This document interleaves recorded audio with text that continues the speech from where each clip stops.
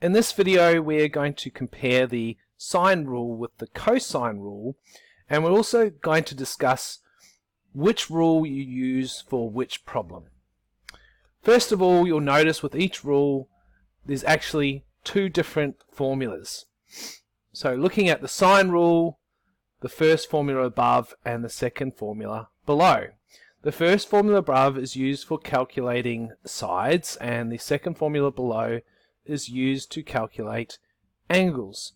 It works the same for the cosine rule. The first one is used for calculating sides, and the second one is used to calculate angles.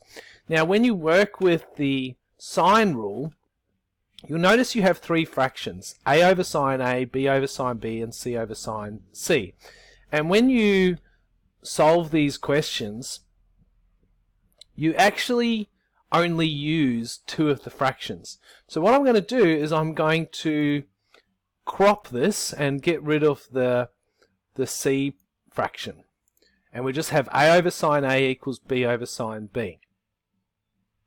Alright, now you will notice that for the sine rule you have two lowercase letters. I'll circle them now, the lowercase a and the lowercase b. Lowercase letters represent sides, so there are two sides. Just like when you look at the triangle, lowercase a and lowercase b are the sides.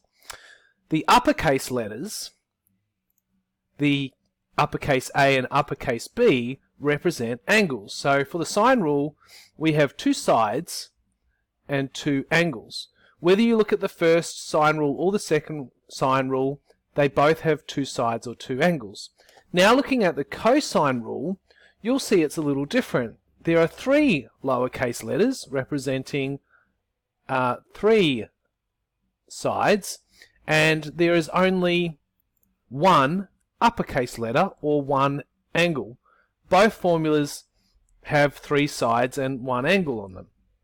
So what do we learn from this? Well, if a problem has two sides and two angles marked, then more than likely you're going to use the sine rule to solve it. Whereas if a problem has three sides and one angle marked, then it's more likely that you will use the cosine rule to solve it. And that concludes our video, just comparing the sine rule with the cosine rule.